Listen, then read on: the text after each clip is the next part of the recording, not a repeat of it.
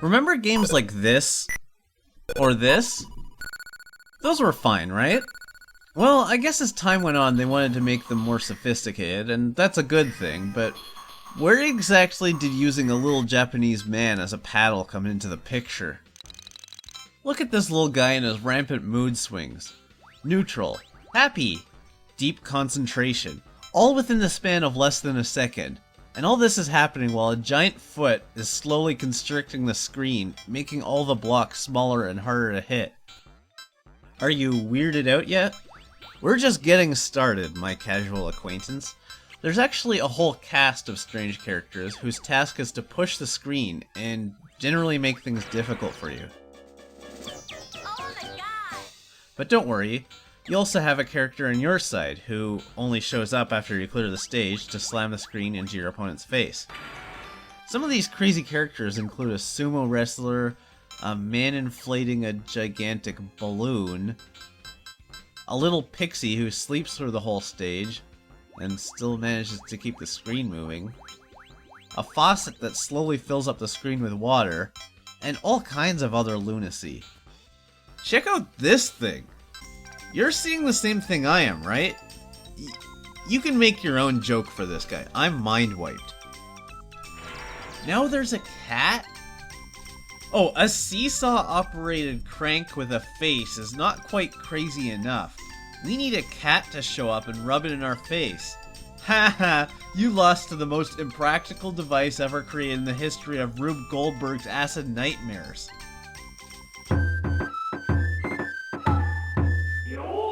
Exciting! What did he say? Did he say exciting? That's what it sounded like to me. Feel free to make your own guesses because I'm far from positive. If you thought player 1 looked a little strange, the second player is a girl in tights with an elephant trunk. I don't know why. She seems to take it off whenever she wins, so it's probably just a mask, but why is she wearing it in the first place? Is it a disguise? Is it cosplay?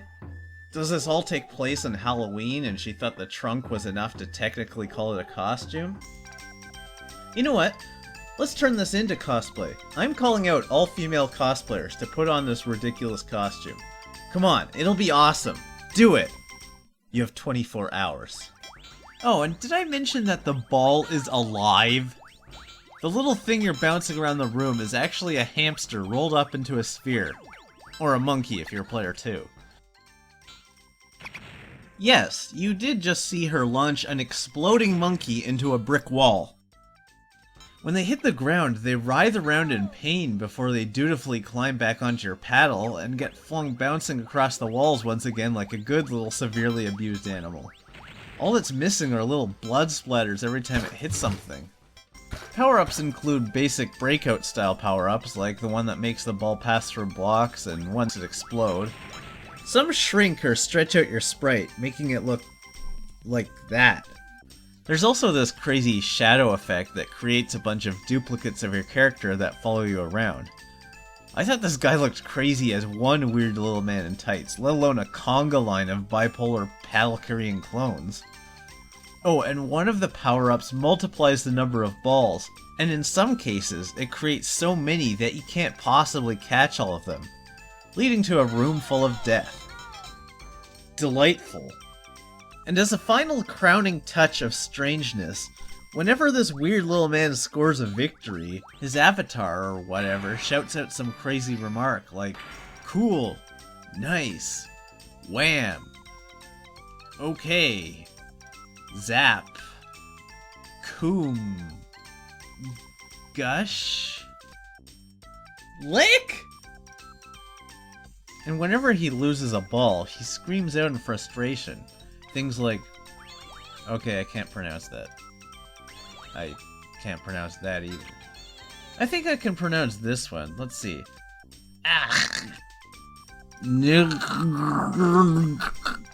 Batum? Tlash? Okay, this has to be some made-up language. Oh, okay, I can pronounce that. Blam! Snap! Oops! Splash! Thunder! Bump? Grow? What? Hee-haw? Why would you say hee-haw when you're angry? Then, geez, lunch. You silly. Eventually, this guy just starts insulting himself for missing. Stupid. Loony. Whoa. Okay, this guy definitely has some personal issues to work out. Or, I don't know, is this what the developers think is what native English speakers shout out when they mess up? Well, I guess that makes more sense than Bud Luck. Hey, hold on. Just wait a minute. What if this is all an ultra-sadistic death trap? Now this all makes sense. The little man and woman are stuck in a room that's slowly closing in on them, and they're forced to launch little animals around the room to play a sick little game, and if they fail, they're crushed to death. No wonder they freak out and forget how to talk every time they make a mistake. I don't know how the sadistic mastermind convinced a sumo wrestler to crush a tiny man, or where he got a gigantic foot, and I can only imagine what possessed him to make this crazy contraption. The really twisted part? If you play a two-player game, he forces the players to play against each other, and only the winner survives and escapes. Wow, that's creepy. Exciting!